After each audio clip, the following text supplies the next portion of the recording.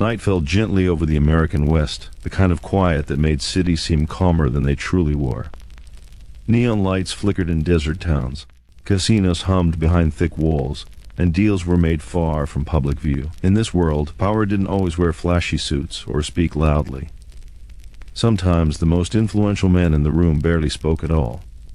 Joseph "Doc" Stacher was not a name shouted in headlines during his rise. He didn't crave the spotlight, and he avoided unnecessary attention. Yet behind the scenes, his influence stretched across casinos, unions, businessmen, and criminal networks that quietly shaped the Western underworld for decades. This is not a story of reckless violence or glamorous crime. It is the story of how silence, patience, and strategy built an empire few people ever noticed. Born in the early 20th century, Stacher grew up in an America still defining itself. The country was expanding westward in opportunity, and cities like Las Vegas were transforming from dusty outposts into glittering centers of money and ambition. Stacher understood early on that power didn't come from chaos, it came from control. While others chased quick money, he studied systems, how money moved, who controlled labor, and where influence could be quietly planted and left to grow. Unlike many gangsters of his era, Stacher didn't build his reputation through street violence. He was methodical, business-minded, and disciplined. He learned to blend into legitimate enterprises while quietly guiding outcomes behind the curtain. His nickname, Doc, wasn't about medicine. It reflected how people viewed him: precise, analytical, and calm under pressure. As post-war America entered the 1950s, the West became fertile ground for organized crime, not through open warfare, but through opportunity. Casinos required capital. Hotels required labor. Labor required unions, and unions required leadership. Stacher understood that controlling labor meant controlling the foundation of entire industries. He positioned himself carefully, aligning with powerful figures while never overshadowing them. Las Vegas in particular became a central hub of quiet influence. The city's rapid growth created a perfect environment for someone like Stacher, someone who preferred paperwork over gunfire, meetings over mayhem. While tourists saw bright lights and entertainment, Stacher saw contracts, percentages, and long-term leverage. His strength was foresight. He avoided the mistakes that destroyed louder men. He didn't boast. He didn't threaten unnecessarily. When disputes arose, he resolved them through negotiation, compromise, or subtle pressure. Violence, to him, was bad for business. It attracted attention, investigations, and instability. Stability was the true currency of power. Stacher's network expanded quietly through legitimate fronts. Construction companies, labor unions, and business partnerships created layers of insulation between him and illegal activity. Money flowed cleanly on the surface, while influence moved beneath it. Law enforcement struggled to pin anything directly on him because he rarely left fingerprints, literal or metaphorical. What made Stacher particularly effective was his understanding of people. He knew who wanted money, who wanted respect, and who simply wanted security. By offering the right thing to the right person, he created loyalty without fear. Many who worked with him didn't see themselves as criminals. They saw themselves as professionals operating within a system that rewarded discretion. Throughout the 1960s, as federal pressure on organized crime increased, many figures collapsed under scrutiny. Stacher adapted. He reduced visibility, delegated carefully, and maintained a low profile. His silence became his shield. While others panicked, he adjusted quietly, allowing the storm to pass without drawing attention. By the 1970s, his influence was deeply embedded. He wasn't a kingpin issuing commands, he was an architect whose designs had already been built. Entire operations functioned smoothly without his direct involvement. That was his greatest success, becoming essential without being obvious. Yet beneath the efficiency and calm lay an unavoidable truth. This world, no matter how quietly managed, was built on manipulation and control. Even without overt violence, lives were shaped without consent. Workers, businesses, and communities were influenced by decisions made in private rooms, far from democratic accountability. Joseph "Doc" Stacher represents a side of organized crime often overlooked: the strategic, corporate, silent side. His story challenges the stereotype of gangsters as reckless or impulsive. Instead, it reveals how dangerous patience and intelligence can be when guided by unethical goals. As the years passed, Stacher faded further into the background. He lived not as a legend, but as a shadow present, influential, and largely unknown. His legacy isn't marked by bloodshed in the streets, but by structures that quietly controlled wealth and power across the West. This story is not meant to glorify crime. It is meant to expose it, to show how easily influence can hide behind respectability, and how silence can sometimes be louder than violence. Understanding figures like Stacher helps us recognize the systems that allow such power to exist, and why transparency, law, and accountability matter. In the stillness of the night, when the city lights dim and the noise fades, stories like this remind us that not all dangers announce themselves. Some operate quietly, patiently, and effectively until history finally brings them into the light. The American West was changing rapidly, and with change came opportunity. Wide-open deserts were being transformed into cities of glass, neon, and concrete. Money flowed faster than rules could keep up, and ambition quietly filled the gaps where regulation had not yet taken hold. In this environment, success belonged not to the loudest voices, but to those who understood timing, patience, and structure. Joseph "Doc" Stacher moved through this world with deliberate calm, observing far more than he revealed. He understood early that real power was rarely visible. It lived in contracts, approvals, and behind-the-scenes agreements. While others chased fast profits, he focused on permanence. His method was simple but disciplined. Never rush, never threaten unless necessary, and never place yourself where consequences could reach you directly. This philosophy allowed him to operate in spaces where legality and illegality quietly overlapped. One of the most important tools in his rise was labor control. Construction crews, hotel staff, service workers, and transport operators were the backbone of the growing Western economy. Without labor, nothing moved. Stacher recognized that unions were not merely organizations for workers, they were levers of influence. Whoever guided labor could shape entire industries without ever appearing to do so. Rather than forcing his way in, he positioned himself as a problem solver. When disputes arose between management and workers, he became the quiet mediator. When projects stalled due to labor issues, his involvement often brought resolution. Over time, his presence became associated with stability. Business owners felt safer when he was nearby, even if they didn't fully understand why. Workers felt protected, believing that someone with authority was watching over their interests. This balance was carefully maintained. He avoided extremes, knowing that exploitation led to resistance and resistance attracted attention. By allowing just enough fairness to keep operations smooth, he ensured long-term control. It was not generosity, it was strategy. As casinos expanded and hospitality boomed, the demand for coordination increased. Large projects required seamless cooperation between financiers, contractors, suppliers, and labor forces. Stacher thrived in complexity. He didn't need to own everything, he needed to influence connections. A quiet word here, a delayed approval there, and outcomes shifted without public conflict. Money flowed through multiple channels, often disguised as legitimate fees, consulting arrangements, or partnerships. Everything was layered. Each layer created distance between him and direct responsibility. Investigators searching for clear lines found only blurred edges. Paperwork told one story, reality told another, and Stacher remained comfortably between the two. What set him apart was restraint. In a world where many believed fear was the fastest route to obedience, he relied on predictability. People knew that agreements with him would be honored. They also knew that breaking trust carried consequences not immediate or dramatic, but quietly effective. Opportunities disappeared. Doors closed. Support vanished. In time, compliance became the natural choice. The Western underworld during this period did not resemble the chaotic images often portrayed in popular culture. It was structured, methodical, and deeply intertwined with legitimate society. Stacher fit perfectly into this environment. He didn't challenge authority openly, he influenced it subtly. His presence was rarely recorded, but his absence was noticeable when things stopped working smoothly. As federal agencies increased scrutiny nationwide, he adjusted again. Meetings became fewer. Communication became indirect. Trusted intermediaries handled sensitive matters. He understood that survival depended on adaptability. The louder figures attracted attention, while the quiet ones endured. Behind closed doors, he emphasized discipline. Emotional decisions were discouraged. Impulsiveness was viewed as weakness. He believed that control over oneself was the foundation of control over others.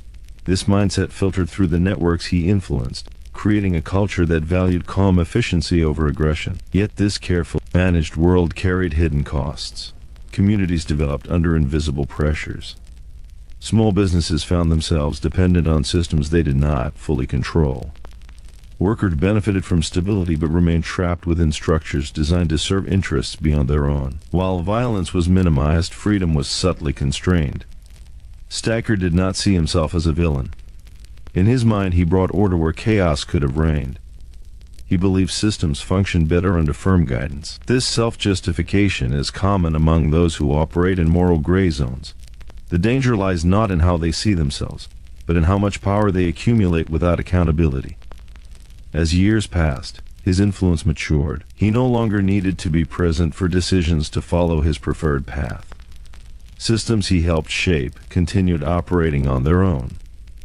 This was his true achievement, becoming unnecessary in appearance, yet essential in effect. The silence surrounding him was intentional. Fame attracts questions. Questions attract scrutiny. Scrutiny brings collapse. By avoiding recognition, he extended his relevance far longer than those who sought validation. His life demonstrated that the most enduring power often leaves no signature. This chapter of the story is not about glamour or excitement. It is about understanding how influence works when it is patient, calculated, and hidden. It shows how crime does not always arrive with chaos. It can arrive quietly, dressed as organization, and remain unnoticed for years. And it reminds us of an important truth. When systems grow faster than ethics, those who understand systems can bend them to their will. That is why transparency, strong institutions, and informed citizens matter. Without them, silence becomes a weapon. Power, when exercised quietly, reshapes environments without announcing itself. Cities evolve, businesses grow, and people adapt, often unaware of the forces guiding those changes. In the expanding Western landscape, influence flowed through channels that looked ordinary on the surface. Contracts were signed, projects approved, and payrolls processed. Beneath this routine, decisions were being guided by individuals who understood leverage better than law. Among them, Stacher continued to refine a model built on invisibility. He spent little time in public venues where attention gathered. Instead, his days unfolded in offices, back rooms, and private spaces where conversations mattered more than appearances. He believed that influence was best exercised where emotions were low and incentives were clear. Every interaction served a purpose. Nothing was casual. Even silence was a tool. The rapid growth of tourism brought new players into the Western economy. Investors from outside the region arrived with money but little understanding of local dynamics. They saw opportunity, not complexity. Stacher saw both. He understood that newcomers needed guidance, and guidance created dependence. By positioning trusted associates as advisors and facilitators, he ensured that decisions passed through channels he could influence. These investors believed they were dealing with professionals who knew the landscape. In many cases, that was true. What they didn't see was how those professionals were connected, or how alignment with certain interests subtly shaped outcomes. Projects move forward smoothly when they align with established systems. Those that didn't face delays, regulatory complications, or labor challenges that seemed to arise naturally. This method required patience. There were no dramatic confrontations. Problems unfolded slowly, often appearing accidental. The brilliance of the approach lay in its deniability. Nothing could be directly traced. Everything could be explained. And because explanations existed, investigations stalled before they began. Stacher's philosophy emphasized balance. He believed that pressure should be applied, gently, just enough to redirect behavior without provoking resistance. Too much force created backlash. Too little invited defiance. The middle path kept systems functioning while preserving authority.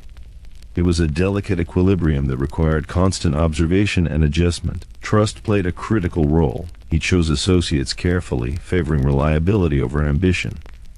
Those who sought attention were liabilities. Those who valued stability were assets. Loyalty was cultivated through consistency rather than fear. People stayed aligned because alignment worked. It brought predictability in an unpredictable environment. Yet beneath the surface of order lay ethical compromise. The systems he influenced were not accountable to the public. Decisions affecting thousands were made by a few. While violence was minimized, manipulation remained central. Workers followed rules they didn't write. Businesses operated within boundaries they didn't set. Communities adapted to realities they didn't choose. Stacher justified this internally as efficiency. He believed that centralized control reduced chaos. He viewed disorder as wasteful and dangerous. In his mind, coordination, even if unofficial, was preferable to fragmentation. This belief allowed him to ignore the moral cost of influence exercised without consent. As scrutiny increased nationwide, he adjusted his footprint again. He reduced direct involvement, allowing others to handle visible roles. He remained available but not accessible. Messages were delivered through layers of intermediaries, each knowing only what they needed to know. This compartmentalization protected the core while maintaining functionality. The effectiveness of this structure became evident during moments of stress. When markets fluctuated or regulations tightened, operations adapted smoothly. Contingency plans activated quietly. Relationships absorbed shocks, while others scrambled. Stacher's network absorbed pressure without collapsing. His lifestyle reflected his philosophy. He avoided excess. He didn't display wealth unnecessarily. He understood that envy invited curiosity, and curiosity invited danger. Modesty, whether genuine or strategic, kept him beneath notice. Those who encountered him often underestimated him, mistaking quiet confidence for passivity. Over time, his influence extended beyond economics into social structures. Community leaders, business associations, and civic organizations operated within environments shaped by decisions made far from public meetings. Nothing appeared overtly corrupt. Everything appeared functional. That was the most effective disguise of all. Yet, this stability was fragile. It depended on silence, compliance, and the absence of scrutiny. It relied on people accepting outcomes without questioning origins. The danger of such systems lies not in immediate harm, but in long-term erosion of transparency and trust. When power operates unseen, accountability fades. Stacher understood this risk, but he also understood human nature. Most people focus on immediate concerns, jobs, income, routine. Few question systems that appear to work. He relied on this tendency. As long as operations ran smoothly, curiosity remained low. His story reveals an uncomfortable truth about organized crime. It does not always look criminal. Sometimes it looks like administration. Sometimes it looks like coordination. Sometimes it looks like stability. The harm is subtle, distributed, and delayed. This narrative is not meant to inspire admiration. It is meant to illuminate method. Understanding how influence can be exercised without visibility helps societies recognize vulnerabilities. It reminds us that laws alone are not enough. Vigilance, ethics, and transparency are essential to prevent quiet control from replacing public governance. As night settles and the city lights soften, this story unfolds not as a tale of chaos, but as a lesson in how silence can shape outcomes. It invites reflection on the difference between order and justice, and why the two are not always the same. The desert nights carried a deceptive calm. From a distance, the glow of expanding cities suggested progress and opportunity. But beneath that glow, influence moved quietly, shaping outcomes long before the public ever noticed. In boardrooms and private offices, decisions were framed as practical necessities, not moral choices. This was the environment in which Stacher operated with steady precision, understanding that the true strength of a system lay in how seamlessly it blended into everyday life. He paid close attention to momentum. Growth created urgency, and urgency weakened oversight. When projects accelerated, corners were cut, and shortcuts became acceptable. He never caused these pressures directly. He simply positioned himself where pressure already existed. By offering solutions at critical moments, he became indispensable without appearing dominant. Construction timelines, labor availability, financing schedules, each element had its own vulnerabilities. Stacher treated these vulnerabilities like pressure points. A delay here, an approval there, and entire outcomes shifted. What made this approach effective was its subtlety. No single action appeared decisive, yet together they shaped results with remarkable consistency. His conversations were measured. He spoke slowly, choosing words carefully, leaving space for others to fill with assumptions. Often people walked away believing an idea was their own, unaware it had been gently guided into place. This ability to influence without overt direction was one of his greatest strengths. It reduced resistance and preserved deniability. As more money flowed into the West, competition intensified. Rival interests emerged, each seeking advantage. Rather than confronting them, Stacher observed. He believed that impatience revealed weakness. Over time, aggressive players exposed themselves through mistakes, overreach, public disputes. or reckless behavior. When pressure mounted, he remained still, allowing circumstances to resolve conflicts in his favor. Stability was his brand. People associated his involvement with fewer surprises. In volatile environments, predictability becomes valuable. Businesses prefer steady returns over risky gains. Workers prefer consistent employment over uncertain promises. By aligning himself with predictability, he embedded his influence deeper into the fabric of daily operation. Yet predictability can mask control. When systems become too comfortable, questioning fades. Decisions are accepted because they seem routine. This was the quiet danger of the structures he helped shape. They normalized outcomes without inviting scrutiny of process. Over time, this normalization created dependence. Stacher understood the importance of boundaries. He rarely crossed into excess. He discouraged unnecessary displays of power. Excess invites attention, and attention invites intervention. His restraint was not moral, it was strategic. By remaining within invisible limits, he avoided triggering alarms designed to detect abuse. Law enforcement pressure ebbed and flowed. Investigations began, stalled, and quietly ended. Often, there was nothing concrete to pursue. Everything appeared legal enough. Documentation existed. Witnesses lacked clarity. Patterns were hard to prove. This ambiguity was intentional.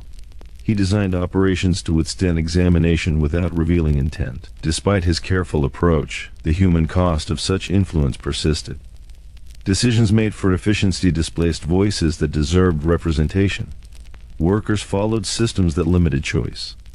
Communities adapted to realities shaped by unseen agreements. Harm did not arrive suddenly. It accumulated slowly, often unnoticed until it became normal. Stacher did not view this as exploitation. He framed it as organization. He believed that unmanaged systems inevitably collapsed. In his view, guidance, even unofficial, prevented disorder. This belief allowed him to ignore the ethical implications of operating beyond accountability.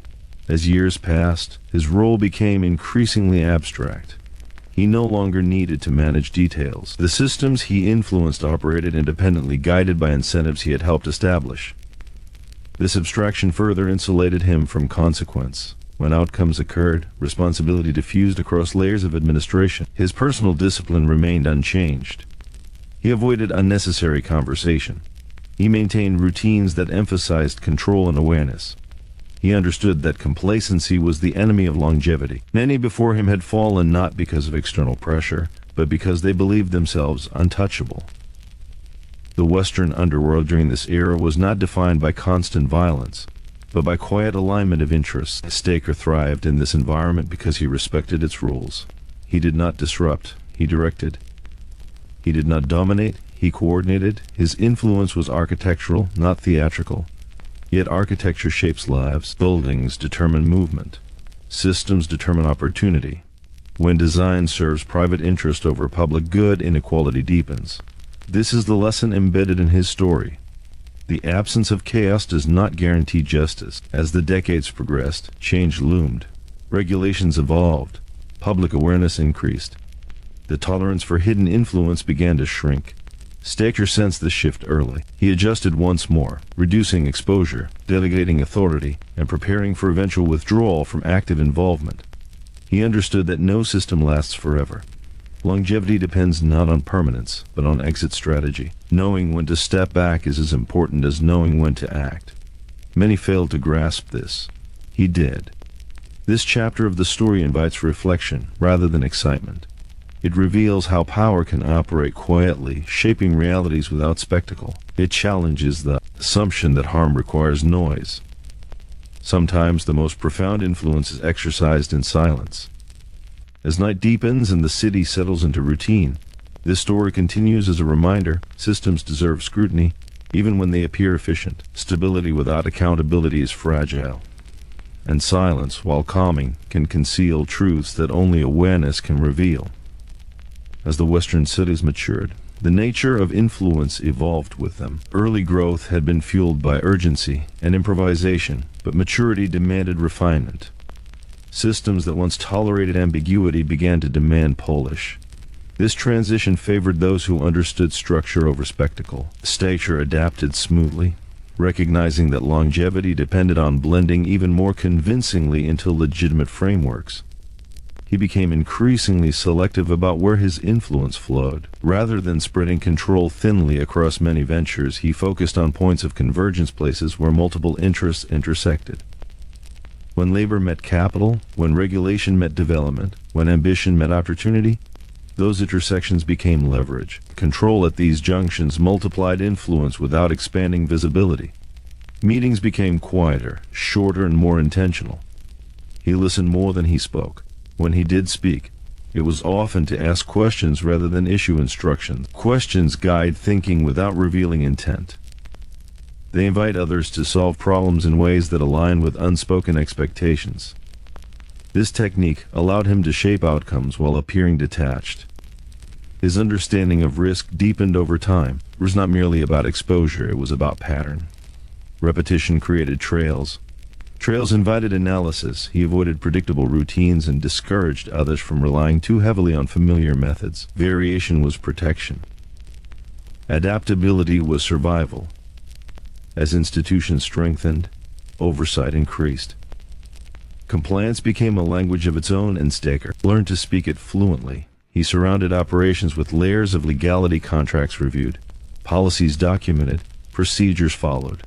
Everything appeared orderly. This order was not accidental. It was engineered to withstand scrutiny. Yet order can be misleading. When systems are designed to appear compliant rather than to serve the public, they become instruments of quiet control. Stacher understood this distinction and exploited it carefully. He did not oppose regulation, he navigated it. He treated rules as terrain to be mapped, not barriers to be challenged. Relationships remained central. He invested time in understanding motivations. Some sought profit, others sought stability, a few sought recognition. By aligning incentives appropriately, he maintained cooperation without coercion. People remained engaged because participation benefited them, even if they did not fully understand the broader implications. This approach reduced conflict but increased dependency. Over time, individuals and organizations adjusted their expectations around the systems he influenced. Alternatives faded. Options narrowed. What began as coordination slowly became reliance. This is how quiet power consolidates, by making itself useful until it becomes necessary. Despite his success, Stacher remained cautious. He observed how others fell. Some were undone by arrogance, others by impatience. A few simply spoke too much. He avoided these mistakes by maintaining emotional distance. Decisions were evaluated, not felt. Detachment preserved clarity. The human dimension, however, could not be entirely removed. Every system affects lives. Jobs, wages, and opportunities were shaped by decisions made far from those impacted. While operations appeared stable, they often limited mobility and reinforced hierarchies. These consequences were not always intentional, but they were real. Stacher rarely confronted this reality directly. Like many who operate within complex systems, he focused on function rather than impact. Efficiency became justification. Stability became defense.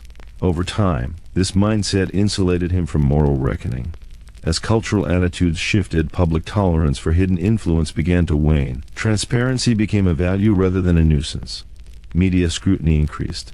Investigative efforts grew more sophisticated. Stacher sensed these changes and adjusted once again, stepping further back from operational roles and relying more heavily on established frameworks to carry momentum.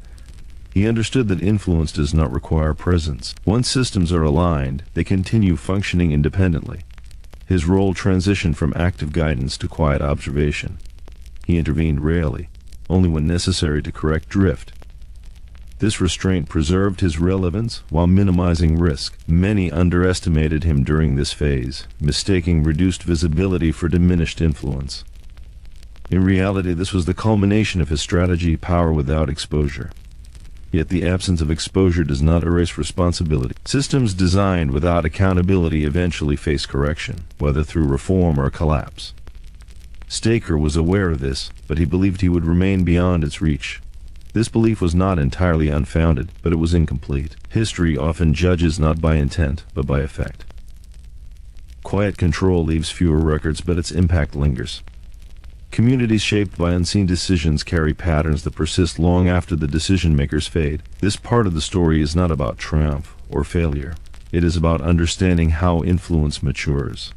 It shows how power can become quieter as it grows stronger, and why silence should never be mistaken for absence. As the night deepens and the city settles into familiar rhythms, this narrative continues to unfold gently, reminding us that vigilance is most necessary where disruption is least visible. True accountability begins with awareness, and awareness begins with questioning systems that appear too smooth to be neutral. Time changes the shape of power. What once requires constant attention eventually settles into routine, and routine becomes habit. In the Western cities that had grown from dust into destinations, influence no longer needed to announce itself. It lived inside processes, expectations, and unspoken rules. Stacher understood this transformation better than most. He recognized that the strongest systems are the ones people stop noticing. By this stage, his involvement had become almost philosophical rather than operational.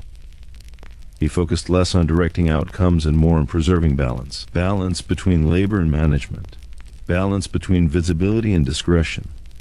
Balance between growth and restraint. Too much pressure in any direction risks collapse. His role was to ensure the system remained quiet, functional, and predictable. He observed shifts in behavior carefully. When people grow comfortable, they talk more freely. Comfort leads to carelessness. Stacher countered this by reinforcing discipline indirectly. Expectations were communicated subtly. Those who demonstrated restraint were rewarded with stability. Those who sought shortcuts or attention found themselves excluded from opportunities. The lesson was clear without ever being stated. One of his key insights was that influence weakens when it becomes personal. Personal conflicts create emotion, and emotion creates mistakes. He discouraged rivalries and discouraged loyalty based on sentiment.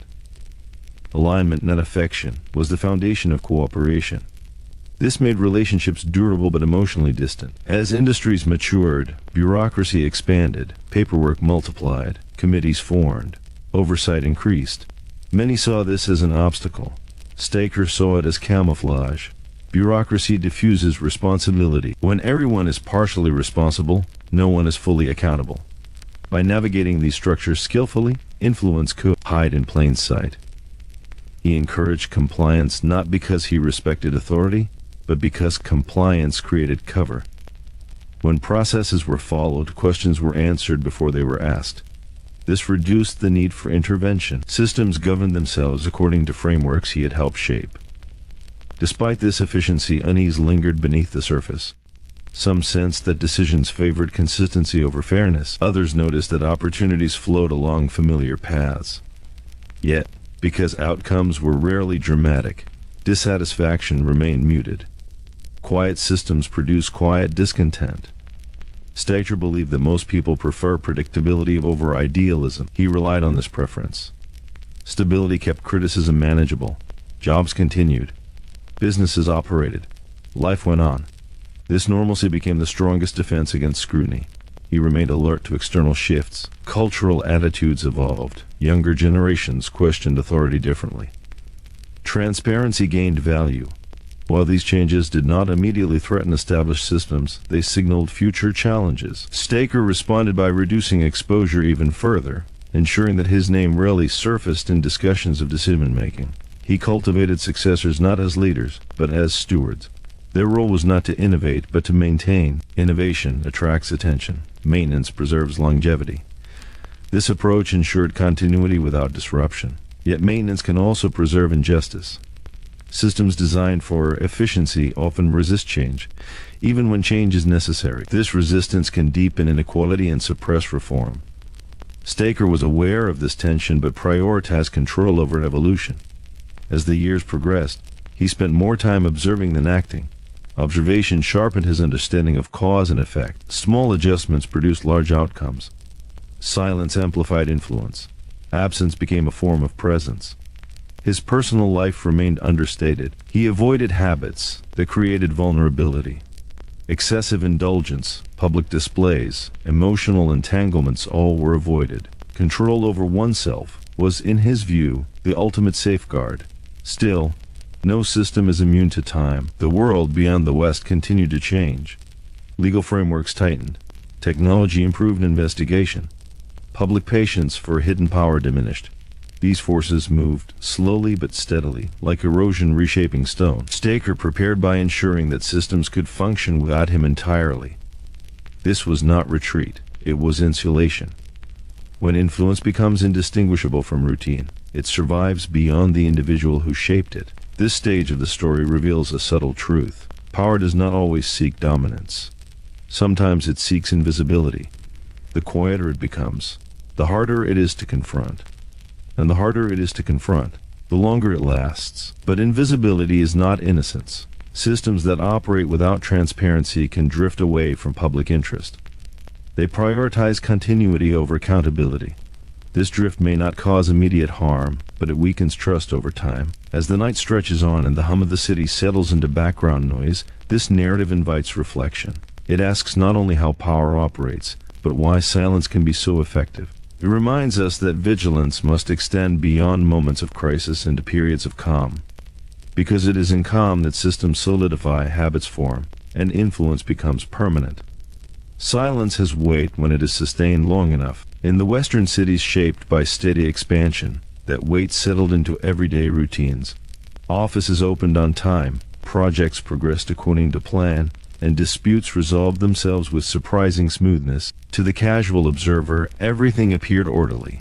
To those who understood the architecture beneath the order, it was clear that systems had learned how to protect themselves. Stacher had always believed that endurance mattered more than dominance. Dominance provokes challenge. Endurance fades into the background. As the years passed, his influence became less about steering decisions and more about preserving conditions that favored continuity. He watched patterns instead of people, trends instead of events. Where others reacted, he anticipated.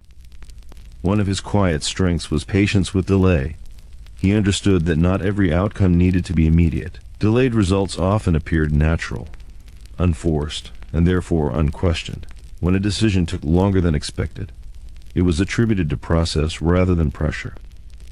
This ability to let time do the work reduced the need for intervention. In environments shaped by momentum, impatience was common. Investors wanted returns. Managers wanted completion. Workers wanted stability. Stacher positioned himself as the steady counterweight to urgency. He discouraged haste by emphasizing risk, complexity, and long-term consequence. This slowed decision-making just enough to maintain control without creating resistance. The systems he influenced grew accustomed to this pace. Over time, slower processes became normalized. What once seemed deliberate became routine. Routine became expectation. Expectation became structure. This is how influence embeds itself not through force but through habit. As his role receded further from view, others filled visible positions. These individuals often believed they were acting independently, unaware of the invisible boundaries guiding their choices. This was intentional. Autonomy creates satisfaction, and satisfied participants rarely question the framework supporting them. Stacher rarely corrected directly. Correction draws attention. Instead, he adjusted incentives. When outcomes aligned with preferred directions, rewards followed quietly. When they didn't, opportunities diminished without explanation. Over time, patterns taught behavior more effectively than instruction ever could. He maintained awareness of social undercurrents. Shifts in public mood mattered. When sentiment leaned toward reform, he favored restraint. When appetite for growth returned, he allowed expansion. Flexibility preserved relevance. Rigidity invited collapse. Despite his careful approach, cracks occasionally appeared. Discontent surfaced among those who felt excluded or constrained. These moments required delicate handling. Overt suppression risked exposure. Open accommodation risked precedent. Stacher favored absorption, allowing limited change that preserved overall structure while relieving pressure. This method reflected his broader philosophy. Systems should bend, not break. Controlled flexibility extended lifespan. It also maintained the illusion of responsiveness. People felt heard even when outcomes remained largely unchanged. The ethical cost of this approach was subtle but significant. Participation without true agency fosters complacency. Complacency weakens civic engagement. Over time, communities become accustomed to decisions being made elsewhere. This erosion of accountability does not announce itself. It accumulates quietly. Stacher did not see this erosion as his responsibility. He believed individuals should protect their own interests. If systems favored certain outcomes, it was up to participants to adapt. This perspective allowed him to operate without moral friction. Responsibility, in his view, belonged to those who failed to anticipate consequences. As external scrutiny evolved, he relied increasingly on distance. Distance protected him from misinterpretation. The fewer connections visible, the fewer assumptions could be made. His name faded from conversations, replaced by procedures and protocols. Influence without identity became the ultimate shield. He understood that legacy did not require recognition. In fact, recognition endangered longevity. By remaining unnamed, he ensured that outcomes would be attributed to process rather than person. This diffusion of causality made reversal difficult. The Western underworld during this period functioned less like a collection of criminals and more like an ecosystem. Each element depended on others. Disrupting one risked destabilizing all. Stacher's role was to maintain equilibrium, even if that equilibrium favored hidden interests. This ecosystem rewarded predictability and punished deviation. Those who challenged it faced obstacles framed as procedural rather than punitive. Delays replaced denials. Reviews replaced refusals. Everything appeared reasonable, even when outcomes were predetermined. Such systems are difficult to confront because they lack villains. There are no dramatic confrontations, no visible abuses. Harm is incremental and distributed. Accountability dissolves into complexity. As time passed, Stacher grew more confident in the resilience of what he had helped shape. Confidence, however, carries its own risks. Belief in permanence can blind even the most cautious to emerging threats. Change rarely arrives where it is expected. Yet even as confidence grew, his discipline remained intact. He avoided complacency by questioning assumptions privately, testing scenarios mentally, and preparing for contingencies that might never occur. Preparation was his insurance against surprise. This stage of the story is quiet by design. It reflects a period when influence was most effective precisely because it was least visible. It demonstrates how power matures from action into structure, from decision into habit. As the city settles into sleep and the steady rhythm of routine continues, this narrative invites reflection on the nature of control. It asks whether stability achieved without transparency truly serves the public, or merely preserves the comfort of those who benefit from silence. In the end, the most enduring systems are not those built loudly, but those built quietly, and understanding them is the first step toward ensuring they serve more than unseen interests. The longer a system operates without interruption, the more natural it appears.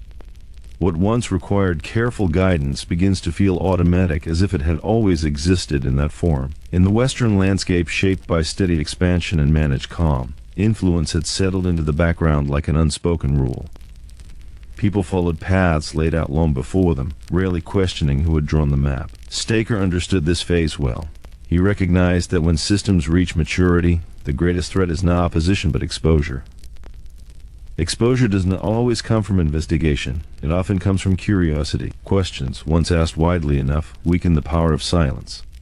His task was no longer to shape decisions directly, but to ensure that curiosity never gained momentum.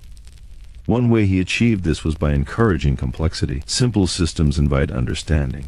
Complex systems discourage it. Layers of procedure, overlapping responsibilities, and fragmented authority made it difficult to identify where influence originated. When outcomes were questioned, explanations pointed in many directions at once. Responsibility dissolved into process. He favored ambiguity over secrecy. Secrecy invites suspicion. Ambiguity invites acceptance. When people do not fully understand something, but believe it is legitimate, they rarely challenge it. This belief was reinforced by consistent outcomes. Projects moved forward. Paychecks arrived. Disputes resolved quietly. Function replaced inquiry. Over time, even those within the system stopped seeking clarity. Familiarity bred trust, and trust bred complacency. Decisions that once required justification became routine. Routine required no explanation. This was the environment in which Stacher's influence was most secure. Yet beneath this calm surface, tension existed. Not dramatic tension, but the quiet strain of suppressed choice. Some sensed that opportunities followed predictable patterns. Others noticed that certain outcomes were rare, no matter how reasonable they seemed. These observations lingered but rarely coalesced into action. Without a clear focal point, dissatisfaction remained scattered. Stacher monitored these undercurrents carefully. He did not seek to eliminate dissatisfaction entirely. That would have been unrealistic. Instead, he ensured it never unified. Small adjustments, selective concessions, and occasional redirection kept pressure distributed. Fragmented discontent is manageable. Unified discontent is not. He also understood the importance of timing. Change introduced too early disrupts stability. Change introduced too late invites rebellion. By allowing limited evolution at controlled intervals, he preserved the appearance of responsiveness while maintaining structural integrity. This balance required intuition honed over years of observation. As the cultural environment shifted, values evolved. Transparency, accountability, and fairness became more visible in public discourse. These values did not immediately alter established systems, but they introduced friction. Stacher responded by aligning language with emerging norms. Processes were reframed. Policies were updated. Appearances adjusted. Substance remained largely unchanged. This adaptation was subtle and effective. By speaking the language of reform without altering underlying incentives, systems retained legitimacy while avoiding disruption. Many accepted these changes as progress. Few examined their depth. Stacher's personal presence diminished further. He no longer needed to be known to be effective. In fact, anonymity enhanced his position. Without a visible figure to challenge, opposition lacked direction. Systems cannot be confronted as easily as individuals. He believed that influence, once embedded deeply enough, becomes self-sustaining. People protect what they depend on. Even those disadvantaged by a system may resist its disruption if alternatives appear uncertain. Stability, even when imperfect, feels safer than change. This belief proved largely accurate. Efforts to question or reform often stalled under their own complexity. Without clear targets or simple narratives, momentum faded. Life continued. Systems endured. Yet endurance does not equal legitimacy. A system can function efficiently while failing ethically. This distinction is easy to overlook when harm is incremental rather than immediate. Stacher operated comfortably within this gap, focusing on outcomes rather than principles. He justified his role as pragmatic. In his view, idealism without structure leads to chaos. Order, even imperfect order, was preferable. This reasoning allowed him to dismiss criticism as naive or impractical. He believed that those who questioned systems underestimated the difficulty of maintaining them. As years passed, his confidence in this perspective deepened. He saw evidence everywhere. Disruptions caused instability while continuity preserved function. What he did not fully account for was the slow accumulation of distrust. While not explosive, distrust alters behavior over time. It weakens cooperation and erodes faith in institutions. Stacher sensed this erosion but believed it manageable.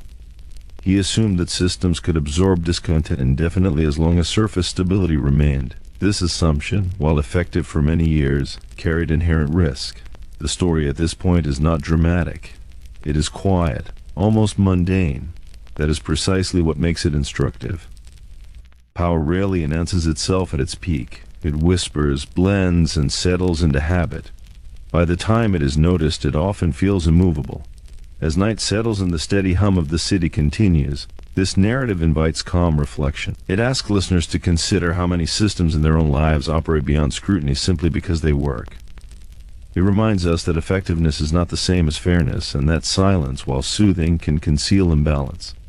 Understanding this dynamic is not about assigning blame. It is about awareness.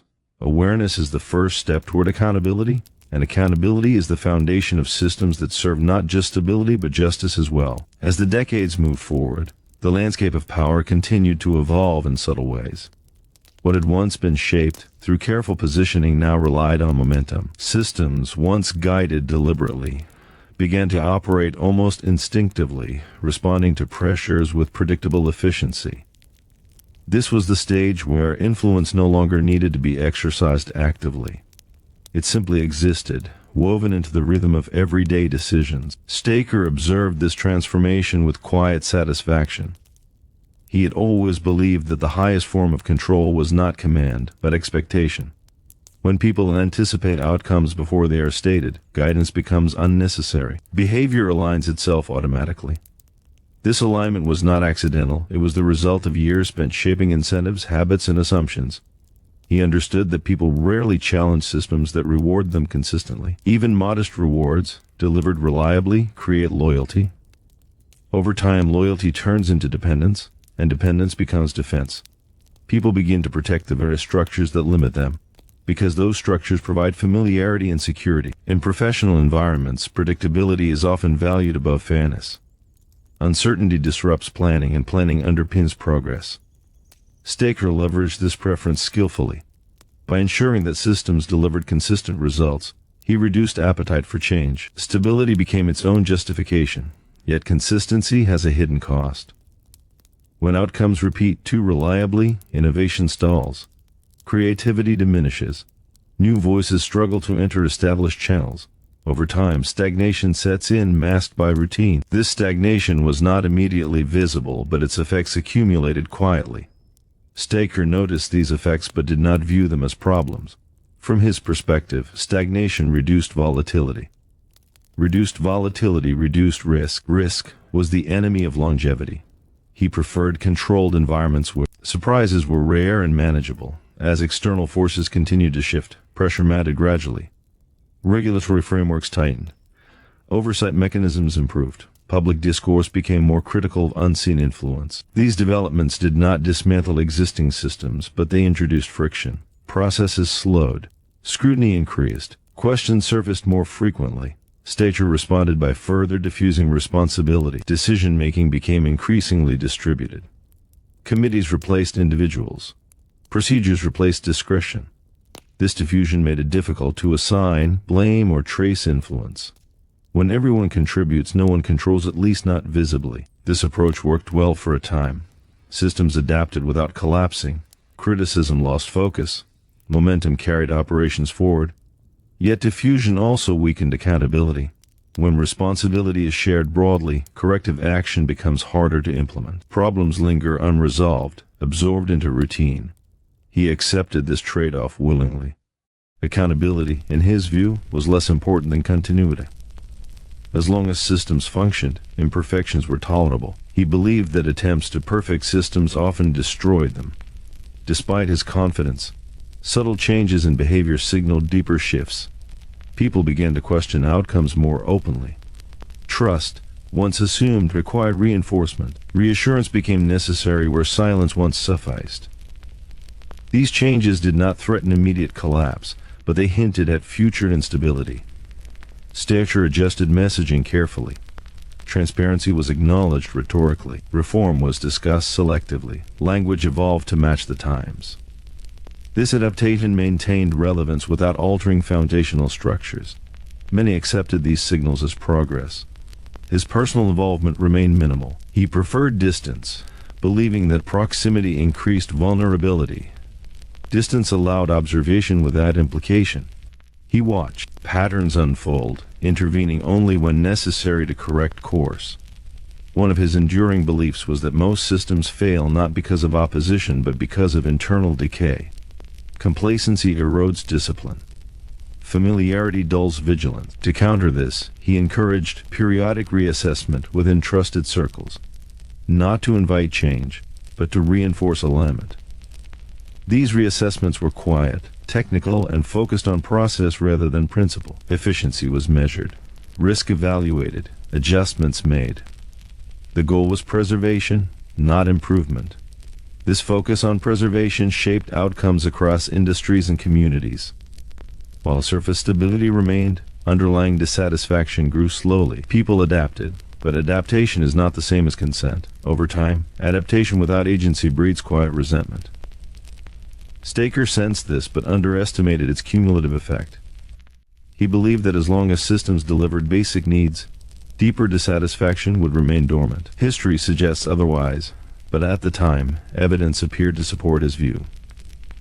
The story here is not about sudden collapse or dramatic confrontation. It is about the long middle phase of influence, the period where power feels permanent, because it faces no immediate challenge. This phase is deceptive. It invites overconfidence and discourages renewal. As the night deepens and the steady rhythm of routine continues, this narrative remains calm, deliberate, and reflective. It mirrors the systems it describes, quiet, orderly, and seemingly stable. Yet beneath that calm lies a reminder that no system, however efficient, is immune to time. Change rarely announces itself loudly at first. It begins as discomfort, as questions, as subtle shifts in behavior. Whether those shifts lead to reform or rupture depends on how systems respond. Resistance may preserve stability temporarily, but it often amplifies eventual consequences. Understanding this dynamic is essential, not to judge the past, but to recognize patterns that repeat. Power that operates quietly can endure for decades, but endurance alone does not justify its existence. Without accountability, even the most efficient systems drift away from the people they serve. As this chapter closes, the story continues to unfold gently, inviting awareness rather than excitement. It reminds us that the most important forces shaping our lives are often the least visible, and that recognizing them is the first step toward meaningful change. As the passage of time softened sharp edges and blurred once distinct lines, influence took on a quieter, almost philosophical form. The Western cities no longer felt new or volatile. They had matured into predictable organisms, driven by schedules, policies, and expectations that rarely changed. Within this environment, control no longer needed to be asserted. It existed as an assumption, reinforced by repetition. Stacher had long understood that when people stop questioning outcomes, power becomes self-sustaining. By this point, many decisions followed paths so familiar they felt inevitable. Choices were made not because alternatives were evaluated, but because precedent guided action. This reliance on precedent insulated systems from disruption and insulated those who shaped them from scrutiny. He observed how language shaped perception. Words like standard, procedure, and best practice discourage debate. When actions are framed as routine, they escape moral evaluation. Stacher encouraged this framing quietly, ensuring that decisions appeared technical rather than intentional. Technical decisions invite expertise, not ethics. In meetings where outcomes mattered, discussion focused on feasibility, timing, and efficiency. Rarely did anyone ask who benefited most or who bore the cost. Those questions had become irrelevant within a culture trained to prioritize function over fairness. This shift did not occur suddenly. It evolved gradually, reinforced by years of consistent messaging and reward. Stacher believed that most people want clarity, not complexity. By simplifying choices into predetermined paths, systems reduced anxiety. Reduced anxiety increased compliance. Compliance maintained order. This cycle reinforced itself until deviation felt uncomfortable. The effectiveness of this approach depended on trust, not trust in individuals, but trust in systems. People trusted that processes would deliver acceptable outcomes because they usually did. Occasional dissatisfaction was tolerated as an exception, not evidence of structural bias. This tolerance preserved stability, yet trust without transparency is fragile. It relies on absence of disruption rather than presence of understanding. Stacher was aware of this vulnerability, but believed it manageable. He assumed that as long as systems delivered predictability, curiosity would remain low. His personal discipline remained unchanged. He avoided unnecessary engagement, limiting interactions to those essential for maintenance. He preferred observation to participation, analysis to action. This distance allowed him to see patterns others missed, including early signs of strain. Those signs appeared as subtle shifts in behavior. Questions lingered longer. Decisions took more time. Assurances required repetition. None of this suggested imminent collapse, but it indicated growing awareness. Awareness, once seated, spreads quietly. Stacher responded by reinforcing normalization. When questions arose, answers emphasized continuity. This is how it's always been done. This approach has proven effective. Such responses discouraged further inquiry without confrontation.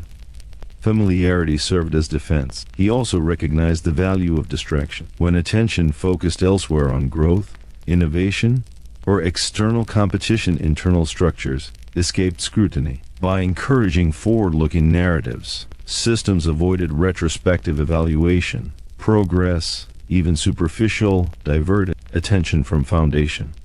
This strategy maintained stability, but delayed reckoning. Delayed reckoning can preserve systems for years, but it also concentrates consequences. The longer issues remain unaddressed, the more complex resolution becomes. Stacher's worldview prioritized control over correction. He believed that intervention should minimize disruption, not address root causes. Root causes, in his view, were theoretical and impractical. Outcomes mattered more than ideals. This pragmatism defined his legacy. He did not seek admiration or validation. He sought continuity. In his mind, continuity justified method. Whether systems were just mattered less than whether they endured. As he aged, his presence faded further into abstraction. He became less a person and more a principle embedded within structures. Decisions aligned with his philosophy without his involvement. This was the culmination of his approach, influence without identity. Yet systems shaped without accountability eventually encounter limits. External forces, legal, cultural, technological, continue, evolving regardless of internal resistance. Stacher sensed these forces but believed they would move slowly enough to manage. He underestimated their cumulative momentum. The story at this point remains calm, reflective, and unhurried. It mirrors the environment it describes, steady, controlled, and seemingly permanent. But beneath that calm lies tension between preservation and progress. This tension defines many systems, not just those shaped by hidden influence. It raises questions about how societies balance stability with fairness, efficiency with equity, silence with voice. These questions do not demand immediate answers, but they demand attention. As the night deepens and the city settles into its familiar rhythm, this chapter invites quiet contemplation. It reminds us that power often persists not through force but through comfort. Comfort discourages challenge. Challenge enables change. Understanding this dynamic does not require judgment. It requires awareness. Awareness opens the door to accountability, and accountability ensures that systems serve more than those who quietly shape them. There comes a point in every long-running system where its greatest strength becomes its greatest vulnerability. Stability hardens into rigidity. Familiarity dulls awareness. What once required careful maintenance begins to feel permanent. In the Western city shaped by years of controlled growth, this moment arrived quietly, without alarms or warnings. Life continued smoothly, and that smoothness concealed the slow buildup of pressure beneath the surface. Stacher observed this phase with a practiced calm. He had always known that nothing truly lasts forever, but he believed that well-designed systems could outlast individuals, generations, and even cultural shifts. His confidence rested on one principle: people adapt faster than systems change. As long as adaptation remained possible, disruption could be delayed.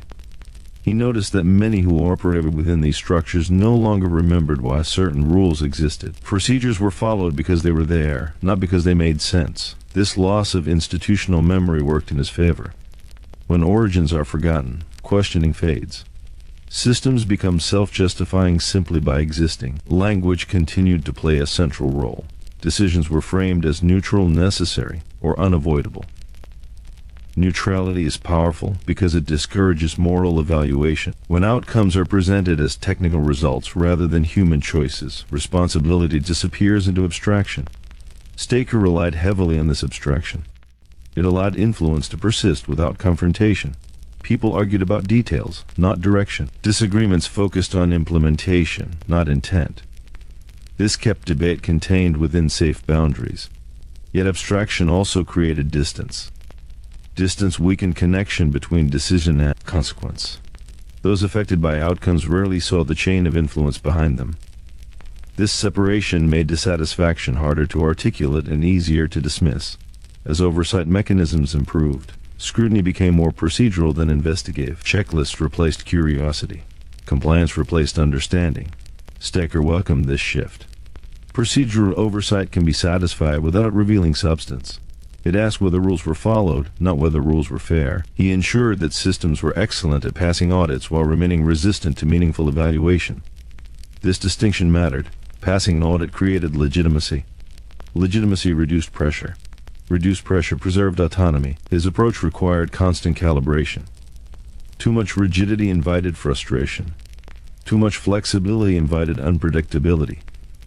He adjusted subtly, allowing minor changes that relieved tension without altering structure. This selective responsiveness maintained the illusion of adaptability.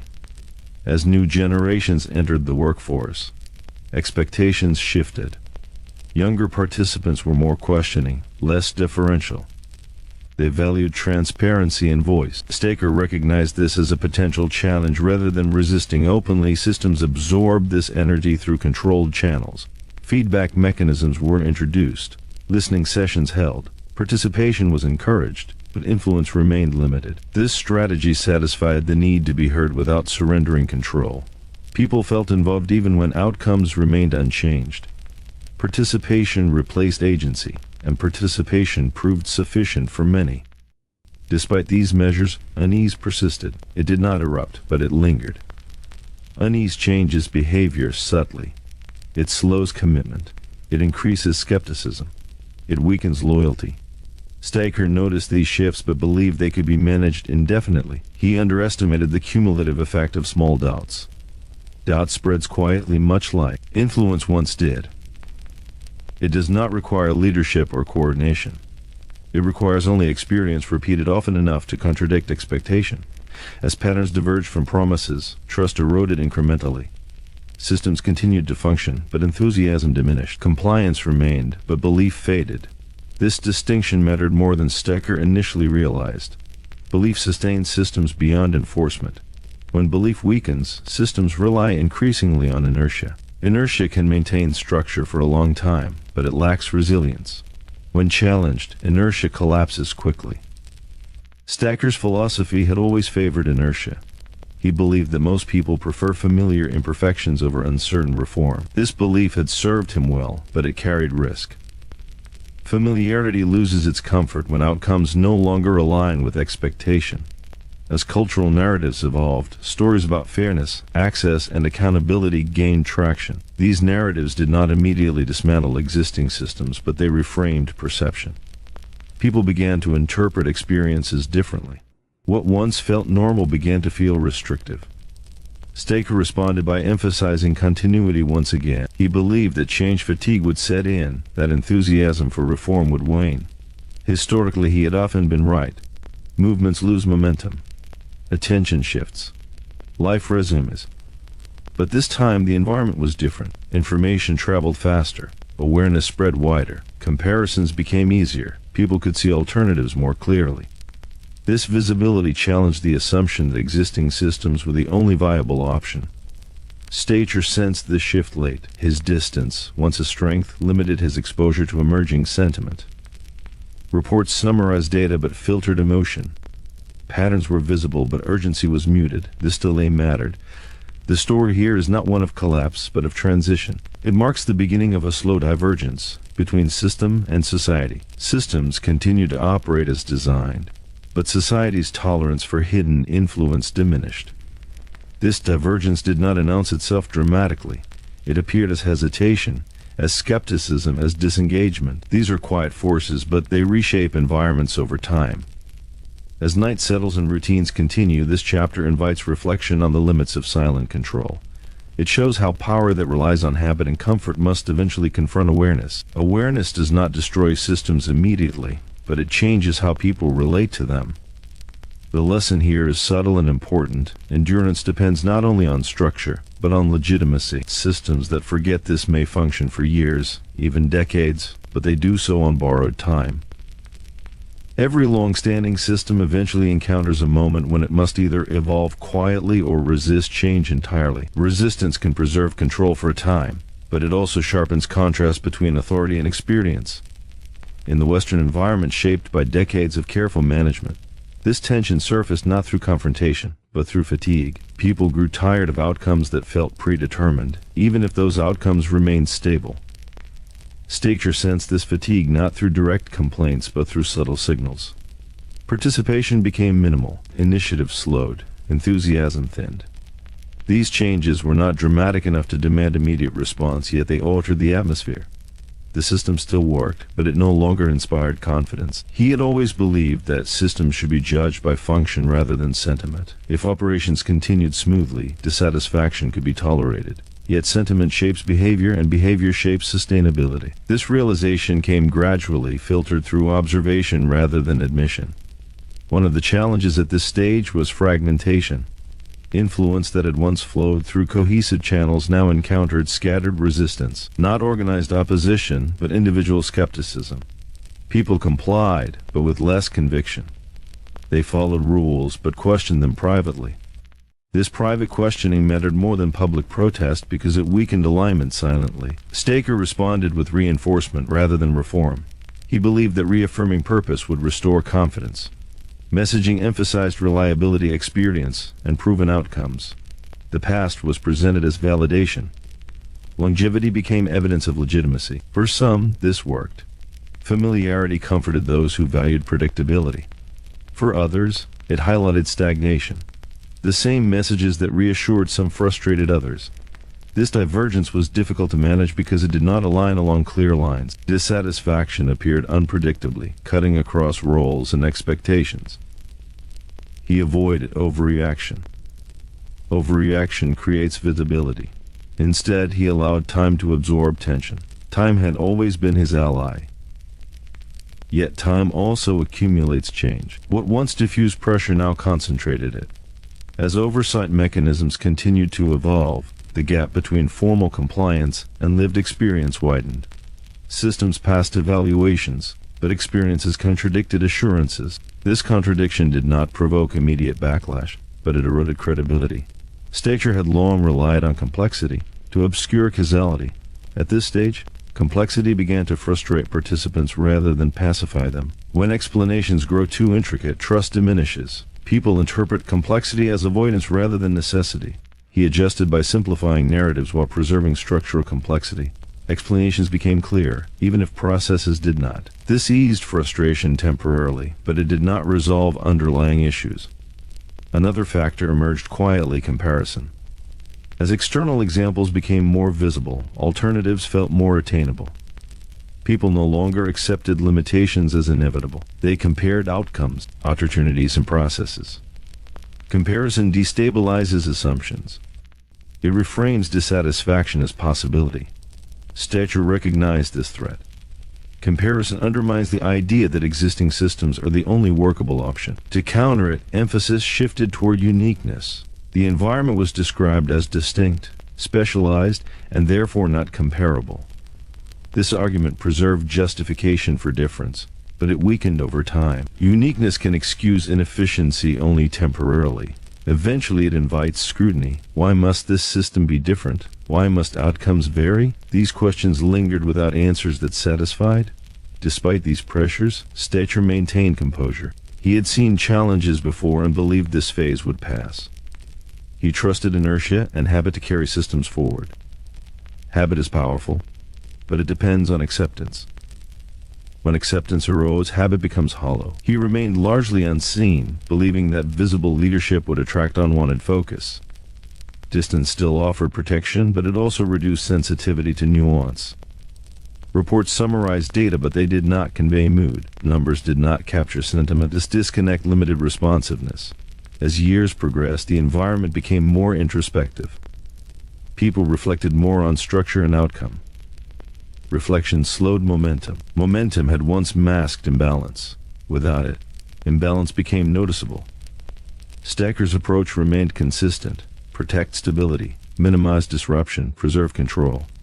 What changed was the context. Control felt heavier in an environment increasingly aware of alternatives. Stability felt restrictive rather than reassuring.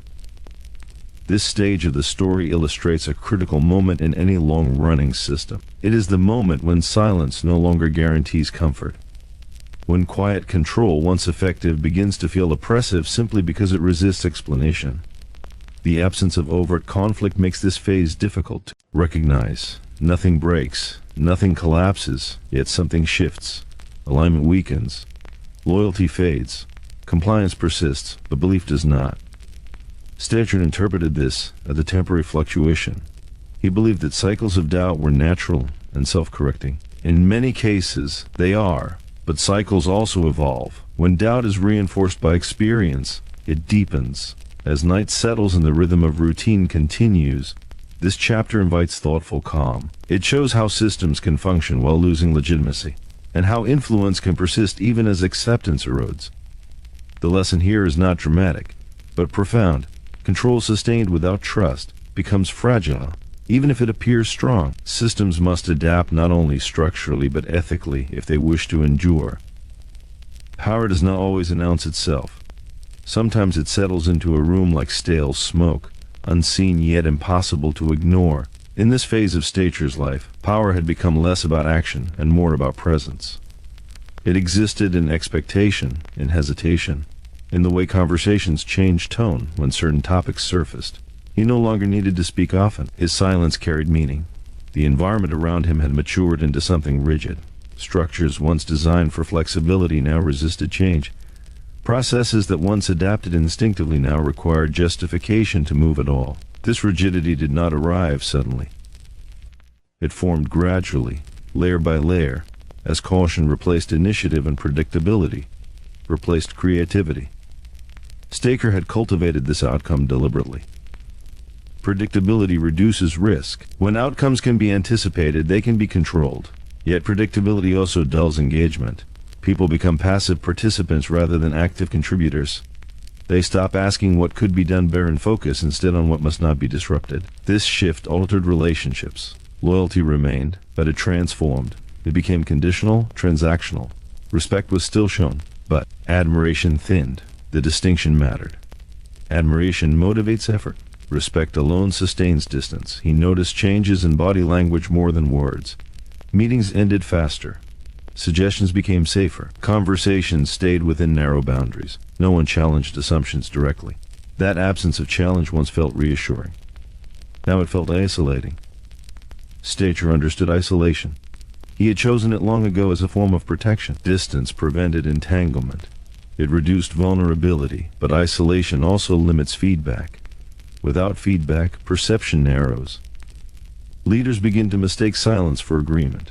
He believed that most problems announced themselves loudly. When nothing announced itself, he assumed stability.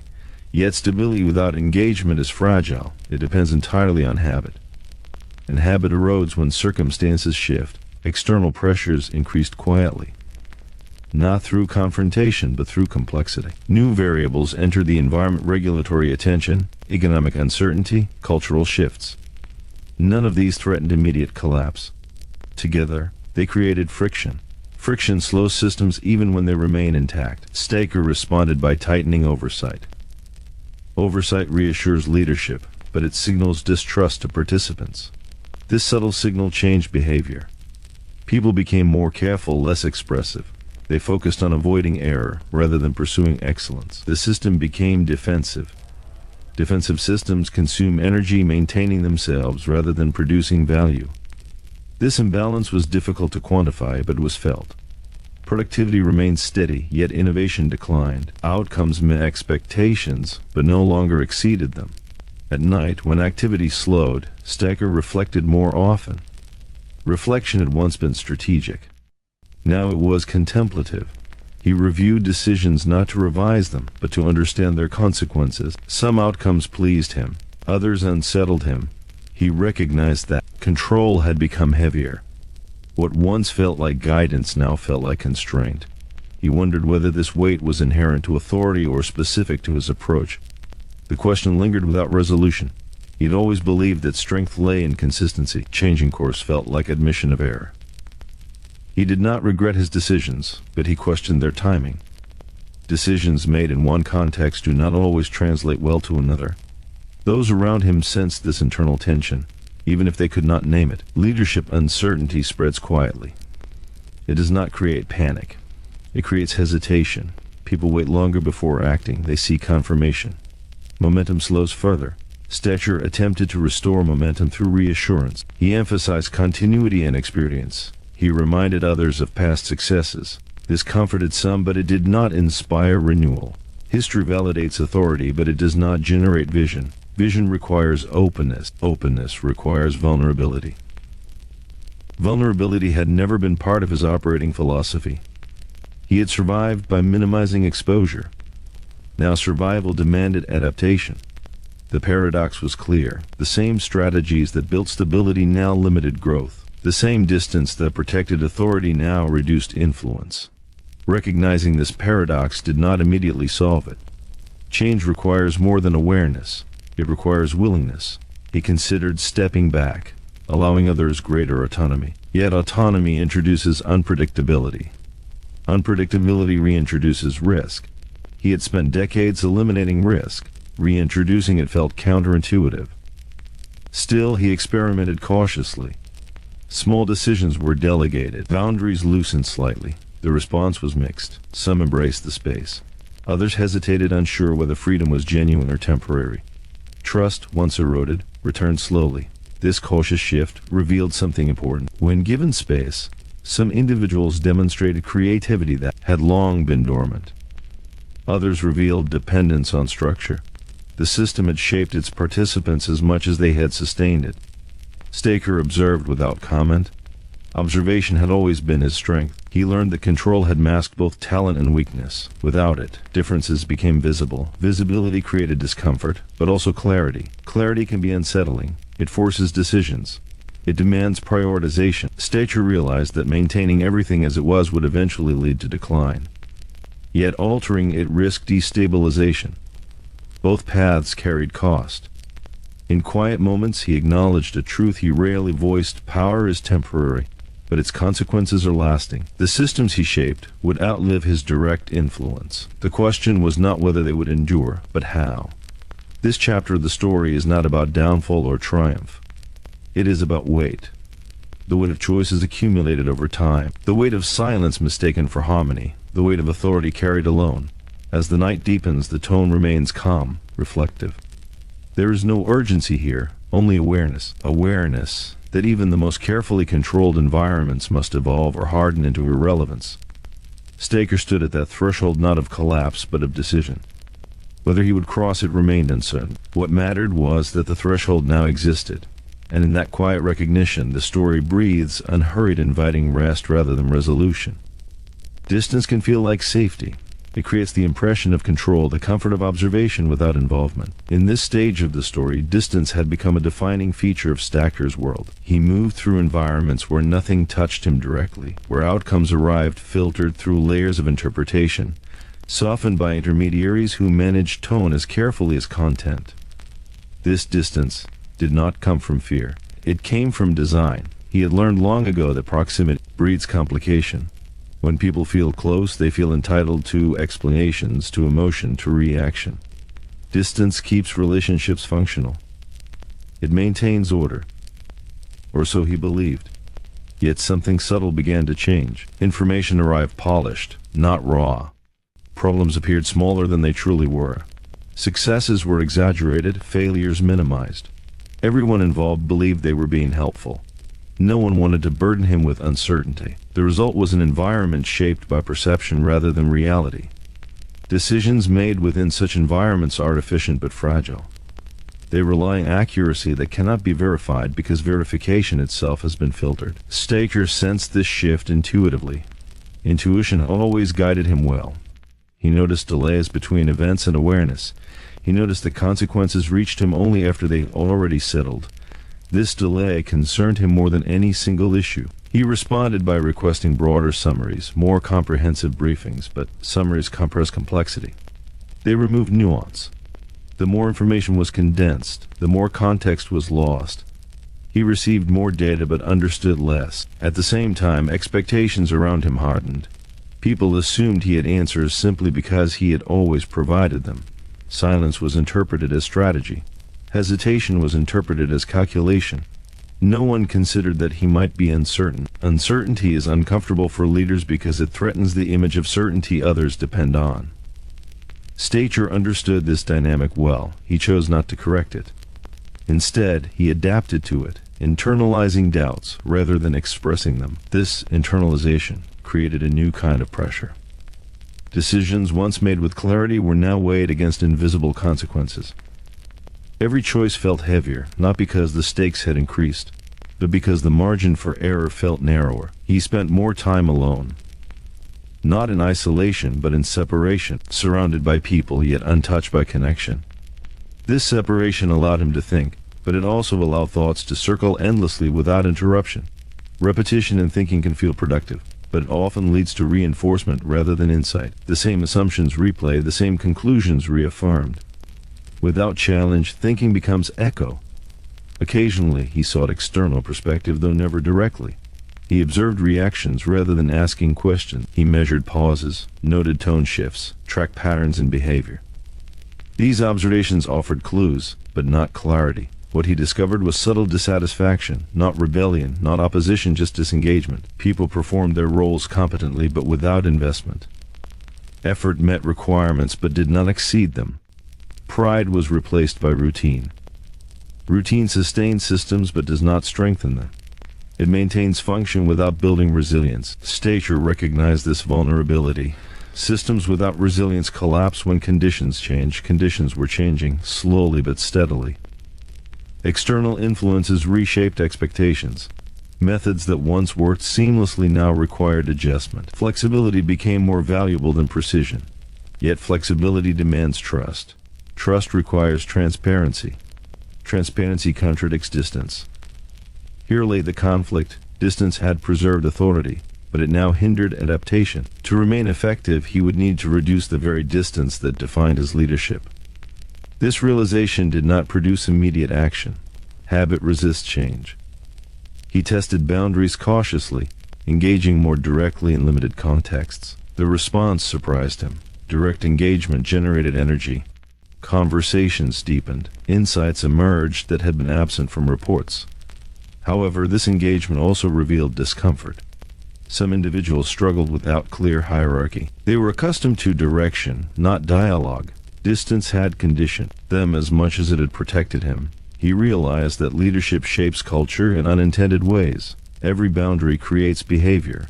Every silence communicates expectation. Over time, these signals accumulate into norms. Norms are powerful. They persist even when leaders change. They outlast intention. Stacher understood that whatever he altered now would ripple forward, shaping outcomes beyond his immediate involvement. This understanding sharpened his awareness of responsibility. Authority is not merely about control, it is about influence. Influence operates quietly, shaping decisions long after direct involvement ends. As night settled in these moments of reflection, there was no regret, only assessment. He evaluated what distance had given him and what it had taken. It had provided safety, but at the cost of connection. It had ensured order, but limited growth. The story here is not one of correction, but of recognition. Recognition that systems mirror their architects. Recognition that silence teaches silence. Recognition that power exercised from afar eventually loses touch with ground reality.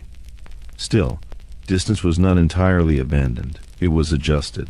Boundaries shifted slightly inward. Presence increased selectively. These changes were subtle enough to avoid disruption, yet meaningful enough to alter tone. Over time, engagement improved modestly, not dramatically, but perceptibly. Conversations became less rehearsed. Responses became more thoughtful. The system breathed a little easier. Stacher did not celebrate this. Celebration draws attention. Attention creates expectation. He preferred quiet progress, incremental and unannounced. In the calm rhythm of this phase, the lesson remains gentle but clear. Distance can protect, but it cannot lead forever. At some point, presence becomes necessary, not loud, not forceful, but attentive. As the narration softens, the story continues without urgency. There is no resolution yet, only movement. Movement toward balance between control and connection. And in that balance, the night remains calm, inviting rest, reflection, and the slow unfolding of consequence. Control is often mistaken for strength. It looks decisive. It feels reassuring. It promises order in a world that rarely offers it. For Stacher, control had always been a tool carefully applied, precisely measured, rarely visible. But as time passed, control began to demand more than it returned. The environment around him functioned smoothly on the surface. Operations moved without interruption. Conflicts were contained before they became visible. Outcomes aligned with expectations. To an outside observer, this would have appeared ideal. Yet beneath the surface, something essential was thinning. Control requires energy. It must be maintained, reinforced, adjusted. When systems grow, control must grow with them. Eventually, the effort required to maintain control rivals the effort required to create progress. When that balance tips, stagnation follows. Stacher felt this imbalance long before he could define it. He noticed fatigue, not physical, but cognitive. Decisions that once felt instinctive now required deliberation. Scenarios multiplied. Every option carried second-order consequences. The mental load increased quietly. He began to recognize a pattern. The more tightly he held oversight, the less initiative emerged around him. People waited. They deferred. They avoided responsibility unless explicitly assigned. Control had unintentionally trained passivity. Passivity is comfortable for those who benefit from stability. It removes risk. It limits exposure. But passivity also weakens systems. Without initiative, adaptation slows. Without adaptation, relevance fades. Stacher understood relevance. He had built influence by staying ahead of change, not reacting to it. Yet now, his own methods were slowing response. The realization unsettled him. He attempted recalibration. Control was not removed. It was redistributed. Authority remained centralized, but discretion expanded at the edges. This allowed limited flexibility while preserving oversight. In theory, it was balanced. In practice, it revealed deeper issues. Some individuals thrived when given discretion. They demonstrated judgment, creativity, restraint. Others struggled. They sought reassurance. They feared missteps. Control had shielded them from consequence for so long that autonomy felt threatening. This uneven response forced Stacher to confront a difficult truth. Control does not develop capability. It often conceals its absence. Systems appear strong until pressure exposes weakness. Pressure arrived gradually, not through crisis, but through accumulation. Small inefficiencies compounded. Minor misalignments became persistent friction. Nothing failed dramatically, but nothing improved meaningfully either. He observed that even success felt muted. Achievements were acknowledged, but without enthusiasm. Satisfaction replaced pride. Satisfaction sustains comfort, not excellence. In private moments, Stacher evaluated his legacy not in terms of reputation, but in terms of durability. What would remain functional without his direct involvement? Which elements relied solely on his presence? The answers were uncomfortable. Too much depended on him. Too many decisions flowed upward. Too few people felt empowered to act independently. Control had created dependence. Dependence flatters authority, but it weakens organizations. It centralizes risk. If one point fails, everything stalls. Stacher had always avoided being indispensable. Indispensability attracts attention. It creates vulnerability. Yet paradoxically, control had made him exactly that. Recognizing this contradiction required humility. He did not frame it as failure, but as consequence. Every strategy produces trade-offs.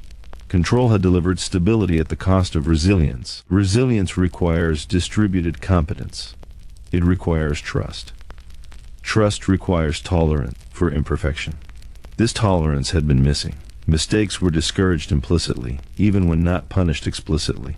People learned caution over courage. He began to adjust his responses. Errors were no longer met with silence or correction, but with inquiry. Questions replaced directives. This shift was subtle but significant. Questions invite participation. They signal that insight is valued, not just compliance. Over time, conversations changed. Explanations deepened. Rationales surfaced that had previously gone unspoken. These dialogues revealed perspectives he had not considered. They also revealed misunderstandings that had persisted unchallenged.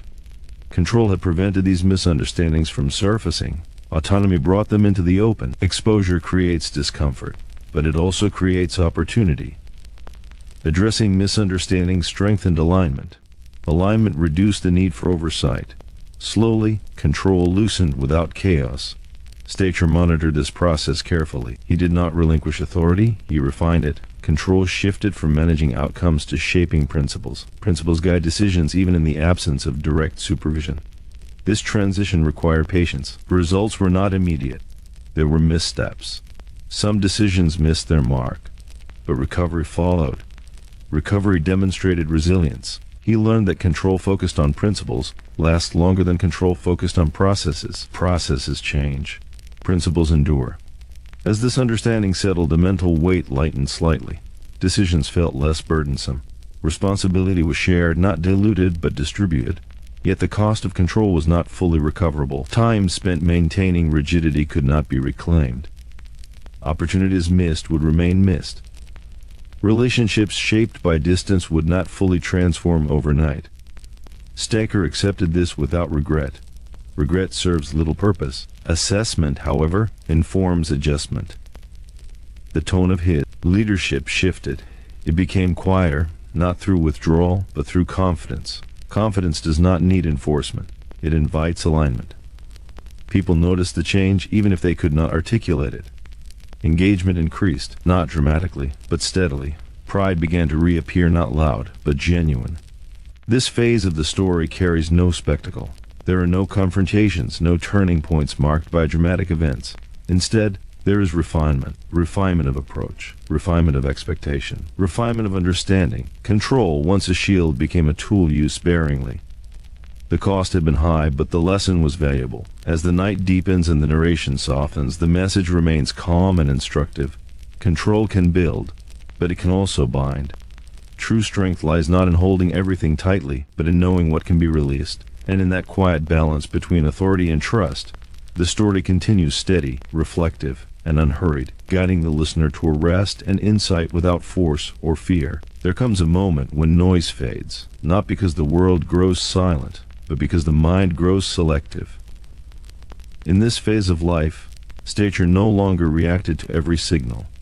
He had learned which sounds mattered and which existed only to distract. This selectivity brought calm, but it also brought reckoning. Reckoning is not dramatic. It does not announce itself with urgency or fear.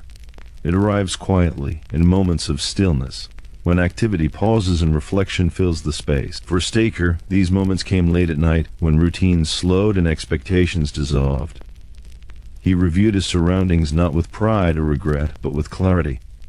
He saw systems that functioned because they had been trained to function. He saw people who performed well within defined boundaries. He also saw limits, edges where progress softened into repetition. The realization was not that things were failing. It was that they were no longer evolving on their own. Evolution had once been constant, driven by necessity and ambition. Now it required intention. Intention demands energy. It requires choosing change rather than allowing it to happen. For someone who had built success on anticipation and restraint, choosing change felt unfamiliar. Stacher considered the nature of influence. Influence, he understood, does not require visibility. It requires alignment. When people act in accordance with shared principles, influence persists even in absence. This understanding reshaped how he viewed his role. He was no longer the center of motion. He was a reference point, a stabilizer, a guidepost rather than a driver. Accepting this shift required letting go of immediacy. Outcomes would no longer be directly attributable to his decisions. Success would be shared. Failure would be collective. This diffusion of responsibility was both relieving and unsettling. He tested this new stance by stepping back further, not withdrawing, but observing. He allowed conversations to unfold without intervention. He permitted decisions to progress without correction unless absolutely necessary. What emerged surprised him. People adapted. Not perfectly, but earnestly. They debated, they disagreed. They justified their reasoning. The process slowed slightly, but the depth increased. Depth creates durability. Decisions grounded in understanding withstand pressure better than those driven by compliance. Stacher recognized this and resisted the urge to accelerate outcomes. Patience became his new discipline. Patience is often misunderstood as passivity. In reality, it requires restraint. It demands resisting the impulse to control outcomes prematurely. This restraint revealed character. Some individuals embraced responsibility fully. Others retreated when certainty faded. This divergence clarified roles organically. Capability surfaced without mandate. Stacher took note quietly. He did not intervene to correct imbalance immediately. He allowed dynamics to settle. Systems often self-correct when given space. The atmosphere changed gradually. Conversations gained substance. Accountability became internal rather than enforced. People spoke with greater ownership because decisions were truly theirs. This shift reduced the need for oversight. Oversight had once been constant. Now it became occasional. Trust replaced monitoring. Trust, once extended, reinforces itself when honored. Still, trust carries risk. Not all decisions would succeed. Failures would occur. The difference now was how those failures were addressed. When missteps happened, they were discussed openly. Lessons were extracted. Adjustments followed. The absence of punishment encouraged honesty. Honesty accelerated learning. Stacher observed this process with measured satisfaction. Not pride, but alignment. What he had hoped for was materializing without force. Yet the reckoning was not only external. Internally, he confronted questions he had postponed. What defined success now? What role did he want to play moving forward? How much distance was healthy and how much became neglect? He recognized that leadership is temporal. It evolves as environments change. What worked in one era may hinder in another. Adaptation is not weakness, it is survival. This acceptance softened his perspective. He became less concerned with precision and more concerned with trajectory. As long as movement trended forward, imperfections were tolerable. He also recognized the personal cost of prolonged vigilance. Constant awareness, constant calculation, it exacts a toll. By redistributing responsibility, he reclaimed mental space. This space allowed reflection beyond operation. He considered values, integrity, consistency, impact. These had guided his choices even when unspoken. Now they became explicit. Making values explicit clarified decisions. When choices aligned with values, uncertainty diminished. The need for control decreased further. Others noticed the shift. Interactions felt less guarded. Dialogue replaced instruction. The tone grew steadier, more grounded. This was not softness. It was confidence refined by experience. Confidence that did not require dominance to sustain itself. The reckoning reached its quiet conclusion not with resolution, but with acceptance. Acceptance that no structure remains static. Acceptance that influence must evolve. Acceptance that release can strengthen rather than weaken. As the night deepened, the rhythm of thought slowed. The story remained calm, unhurried. There was no urgency to act, only clarity to carry forward. The lesson here is gentle, almost imperceptible. Control fades, but influence adapts. Those who recognize when to shift preserve relevance. Those who cling risk stagnation. Stacher rested in this understanding, not triumphantly, not defensively, but evenly. The balance he had sought was not perfect, but it was sustainable. And in that balance, the narration softens further, guiding the listener into quiet reflection. The story continues not as a warning, but as an invitation to consider how power, when tempered by awareness, can transform from burden into legacy. Every decision casts a shadow. Some are short, fading quickly as circumstances change. Others stretch far beyond the moment they are made, following quietly, shaping outcomes long after the decision-maker has moved on. In this stage of the story, Stacher lived within those longer shadows, not haunted by them, but aware of their presence. Time had refined his perception. He no longer measured progress in days or weeks, but in patterns. He watched how choices influence behavior over extended periods. He observed how small permissions created large habits, how subtle discouragements shaped silence, how tone mattered as much as instruction. This awareness changed how he listened. He paid closer attention to what was not said. Hesitation, pauses, indirect phrasing, these often revealed more than confident statements. People rarely conceal intention intentionally. They conceal it instinctively when they feel uncertain. Stacher recognized that uncertainty does not always arise from fear. Often, it comes from ambiguity. When expectations are unclear, people protect themselves by minimizing exposure. This realization sharpened his focus on clarity, not rigid rules, but clear principles. He began articulating intent more explicitly, not in formal declarations, but through consistent behavior. He aligned actions with stated values. Over time, this consistency rebuilt trust at a deeper level.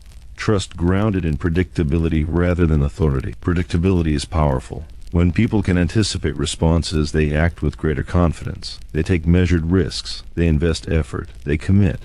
The environment responded gradually. Initiative increased, not explosively but sustainably. Decisions were made with greater confidence. Accountability became internalized rather than imposed. Stacher observed this with a sense of distance that was no longer defensive. It was observational, almost philosophical. He had shifted from managing outcomes to shaping context. Context determines behavior more reliably than instruction. When the environment rewards honesty, honesty emerges. When it rewards initiative, initiative grows.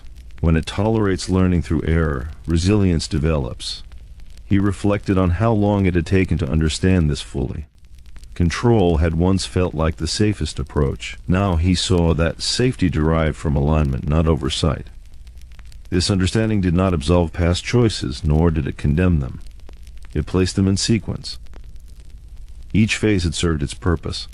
Each carried its own cost. As influence redistributed, his presence became less necessary for daily function. This absence did not diminish him, it validated the system's strength. Independence is the ultimate measure of effective leadership, yet independence also changes identity. When one is no longer needed in the same way, purpose must be redefined. Stacher confronted this quietly. Purpose, he realized, is not static. It evolves with circumstance. Early purpose had been survival. Later, stability. Now, it was continuity, ensuring that what existed could function without him. This shift eased internal tension. Responsibility felt lighter when shared. Outcomes felt more collective. Success was no longer personal validation. It was confirmation of durability. Still, moments of introspection surfaced. He questioned whether he could have reached this balance earlier, whether less control might have yielded more growth sooner. Such questions had no practical answer. Speculation does not alter reality. What mattered was present alignment. He focused on mentorship rather than management. Guidance replaced direction. Experience replaced enforcement. Stories replaced instructions. Stories carry lessons without pressure. They allow listeners to extract meaning at their own pace. Stacher understood their power. He used them sparingly, intentionally. Those who listened gained perspective. They understood not just what to do, but why. This understanding deepened commitment. It created continuity of thought. Continuity of thought ensures that principles survive even as people change. It anchors systems through transition. Externally, conditions continued to shift. Nothing dramatic, nothing alarming. Just gradual change. Adaptation now occurred without his intervention. The system adjusted itself. This autonomy reassured him. It confirmed that influence had been internalized, that values had been absorbed. The long shadow of his earlier choices remained, but it no longer dictated direction. New choices were being made by others, informed by shared understanding. This transition marked maturity not only of systems, but of perspective. He no longer sought control, recognition, or even certainty. He valued steadiness. Steadiness sustains over time. It does not attract attention, but it endures. As night settled into these reflections, the tone softened further. There was no urgency, no tension, only continuity. The story here offers a quiet lesson. Power exercised without reflection creates dependency. Power refined through awareness creates independence. Stacher rested in that lesson, not as a conclusion, but as an ongoing state. Awareness does not end, it deepens. And as the narration slows, the listener is invited to rest within this understanding that choices matter beyond their moment, that influence extends beyond presence, and that true strength lies not in control, but in the ability to let systems stand on their own. The night remains calm. The story continues gently, carrying insight without weight, guiding thought towards stillness rather than resolution. There is a kind of stillness that arrives not because movement has stopped, but because movement has settled into rhythm. In this phase of the story, life no longer pressed forward with urgency. It moved deliberately, almost quietly, guided by patterns that had already been set in place. Stacher existed within that rhythm, attentive, but no longer consumed by it. He spent more time observing than directing. Observation had always been part of his nature, but now it carried a different purpose. He watched not to anticipate threats, but to understand balance. Balance between effort and rest. Balance between involvement and distance. Balance between intention and outcome. The environment reflected this balance. Activity continued without disruption. Decisions unfolded with less friction. Conversations flowed without rehearsal. People acted with confidence rooted not in permission but in understanding. This calm did not emerge accidentally. It was the result of years of adjustment, refinement, and restraint. Stillness earned through experience carries weight. It is not empty, it is full of meaning. Stacher recognized that his role had changed fundamentally. He was no longer shaping daily direction. He was preserving alignment. Alignment between values and action. Alignment between expectation and behavior. Preservation requires attentiveness, but not interference. He intervened only when misalignment threatened cohesion. Even then, his approach was measured. He asked questions rather than issuing corrections. He listened more than he spoke. Listening revealed patterns. Patterns revealed momentum. Momentum, once understood, required little guidance.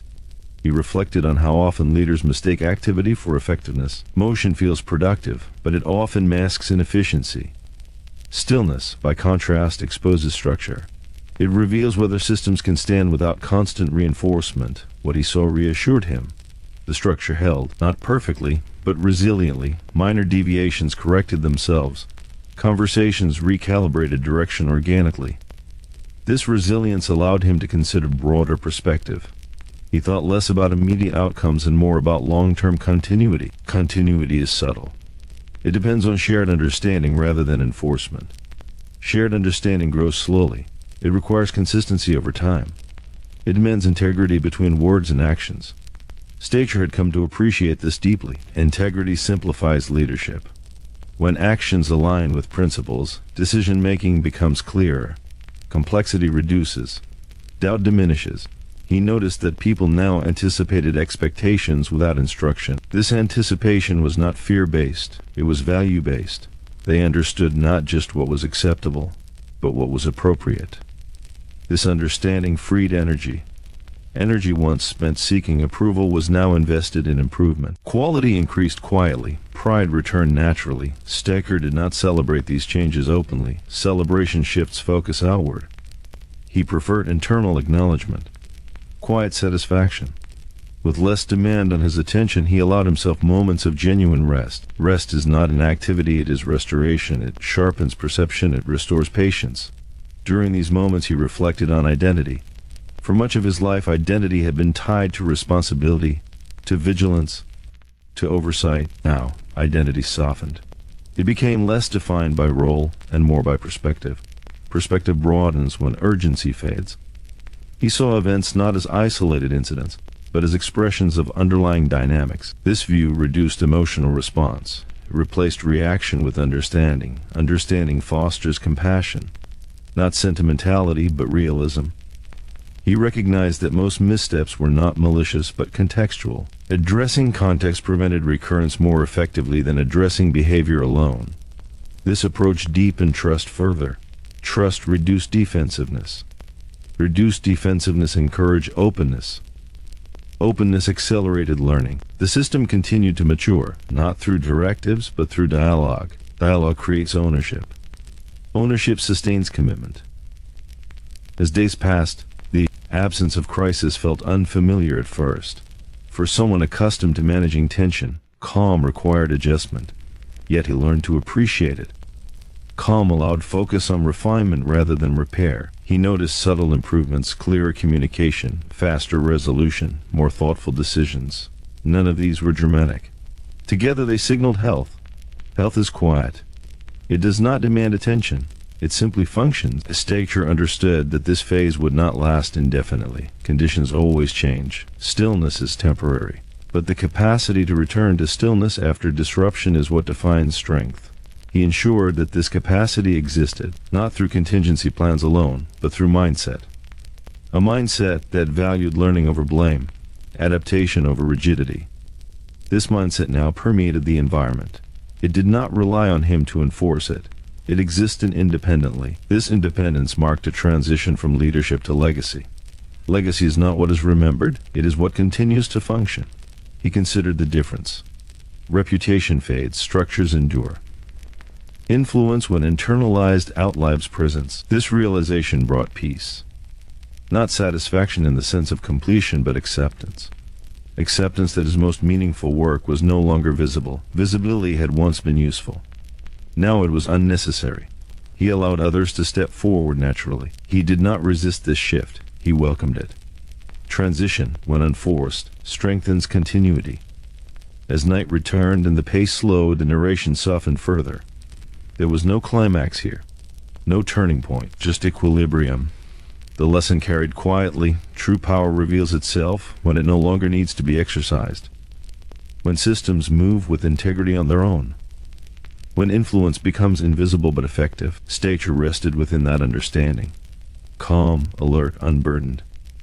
The story moves gently toward its closing, not with finality but with quiet confidence. The listener is invited to rest in the same stillness to consider how patience, restraint, and awareness can transform effort into ease. And in that calm, the night deepens, carrying thought toward rest, where reflection fades into silence and silence becomes peace. In the quietest hours, when movement slows and ambition no longer demands attention, life reveals what truly endures. For Stacher, this stage was not marked by action or decision, but by understanding. Understanding does not arrive suddenly. It settles gently, like dusk, softening sharp edges and reducing contrast until only the essential remains. He no longer measured time by outcomes. Success and failure had lost their urgency. What mattered now was coherence, whether the world around him made sense, whether actions aligned with values, whether the systems he influenced reflected intention rather than impulse. He observed without expectation. Observation had once been tactical, focused on advantage. Now it was reflective. He watched how people interacted when they believed no one important was watching. In those moments, behavior is honest. It reveals culture without performance. What he saw was reassuring, not perfect but principled. Disagreements were handled with restraint. Mistakes were addressed without panic. Decisions were justified, not defended. These were signs of maturity. Maturity in any system is quiet. It does not seek validation. It does not require constant reinforcement. It operates from internal consistency. Stacher understood that this consistency was the product of accumulated choices, not a single decision but a pattern. Patterns shape reality more reliably than isolated acts. He reflected on how easily patterns form without intention, how habits replace thought, how repetition becomes justification. For much of his life, he had used this tendency deliberately, shaping behavior through expectation rather than instruction. Now he saw the other side of that truth. Patterns can imprison as easily as they can support. When left unexamined, they persist beyond usefulness. The most important lesson he recognized was this: power magnifies consequence. Every choice made from a position of influence echoes longer, travels further, and shapes more lives than intended. This recognition carried weight, but not guilt. Guilt looks backward. Responsibility looks forward. He focused on what remained within reach: guidance, example, restraint. He understood that influence at this stage did not come from authority. It came from credibility. Credibility earned through consistency, patience, and integrity. Integrity simplifies life. It removes the need for calculation. When actions align with principles, decisions require less effort. There is no need to remember what was said before, because truth does not change. He recognized that many of the struggles he had witnessed, conflict, betrayal, instability, were rooted not in ambition, but in misalignment. People compromise values for short-term gain, believing they will correct course later. Later rarely comes. Short-term thinking creates long-term damage. This truth had revealed itself repeatedly. He understood now that the most dangerous decisions are those justified as temporary. As this understanding settled, his view of the past softened. Not everything could have been different. Circumstance constrains choice. Context shapes possibility. Judgment without context is incomplete. What mattered was the lesson carried forward. The lesson was not about crime or power alone. It was about human behavior, about how fear accelerates bad decisions, how silence enables harm, how unchecked ambition corrodes trust. He recognized that the world often romanticizes control, dominance, and defiance. These qualities appear strong, but they are fragile. They require constant defense. They invite opposition. They collapse under pressure. True strength, he realized, is quieter. It listens. It adapts. It accepts limitation. This realization reframed success. Success was no longer accumulation or influence. It was sustainability. Could something continue without coercion? Could it survive scrutiny? Could it endure change? Endurance became the measure. He observed how environments shaped by fear required constant enforcement. In contrast, environments shaped by respect required little supervision. People protect what they value. Value emerges when individuals feel seen, heard, and trusted. Trust invites responsibility. Responsibility fosters pride. Pride sustains effort. This cycle was now visible everywhere he looked. It reassured him that the most meaningful transformations occur internally, not through force. He also recognized a hard truth: Paths built on exploitation eventually collapse. They may appear efficient, even successful, but they erode the foundation they rely on. The cost is delayed, but unavoidable. This truth formed the heart of his final lesson. Crime promises control, but delivers instability. It offers shortcuts, but demands payment with interest. It may reward temporarily, but it consumes identity, trust, and peace. No amount of influence compensates for the constant vigilance required to maintain deception. No level of control replaces the security of alignment. Stacher understood now that peace is not the absence of threat. It is the absence of contradiction. When actions match values, the mind rests. This understanding was not dramatic. It did not arrive as regret or confession. It arrived as clarity. Clarity allowed him to release what no longer served purpose. He stopped correcting what would resolve itself. He stopped worrying about outcomes beyond influence. He trusted continuity. Trust, once extended, returned multiplied. As the night deepened, the rhythm slowed further. Thoughts softened. There was no need to resolve anything. Resolution is an illusion. Life continues. The story closes not with an ending, but with a reminder. Power is not measured by control, but by impact. Impact is not measured by fear, but by continuity. And continuity is built not through force, but through integrity. For those listening, the message is simple and strong. Paths rooted in crime, manipulation, or dominance always demand more than they give. They extract peace, trust, and time. There are no exceptions. True success is quieter. It is slower. It is built on patience, accountability, and respect for consequence. Choose paths that allow you to sleep without vigilance. Choose effort over shortcuts. Choose integrity over image. Because in the end, what remains is not what was taken, but what was built, and whether it can stand without you. The night settles fully now. The narration fades gently. Nothing more needs to be said.